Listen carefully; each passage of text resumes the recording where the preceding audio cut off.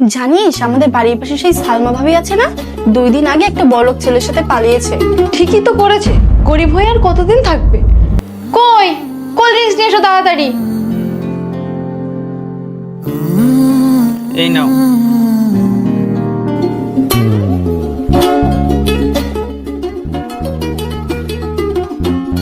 জানিস আমার যে ছেলেটার সাথে কথা হয় সেও খুব বড় লোক, আমিও চলে যাব ওর সাথে। কি বলছিস কি তুই?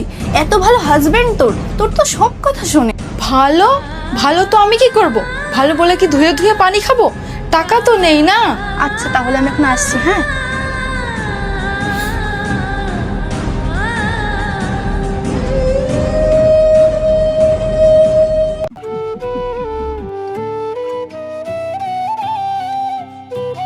উপরে ট্যাঙ্কিতে পানি উঠছে না, দেখুন তো একটু গিয়ে।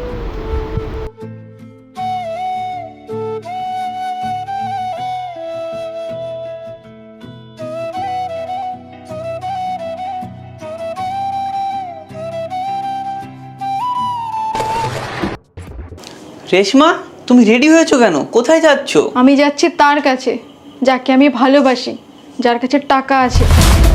তুমি এসব কি বলছো? তুমি এইভাবে চলে যাবে, বাইরের সবাই দেখবে, আমার মান সম্মান কিচ্ছু থাকবে না। প্লিজ তুমি যেও না, আমি তোমার পায়ে পড়ছি, প্লিজ।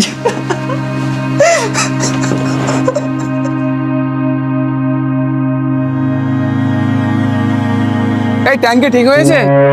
হ্যাঁ এই তো স্যার ঠিক করছি। এই তুই এখানে কি করছিস? কালকে রাতের মারের কথা ভুলে গেছিস? যা এখান থেকে।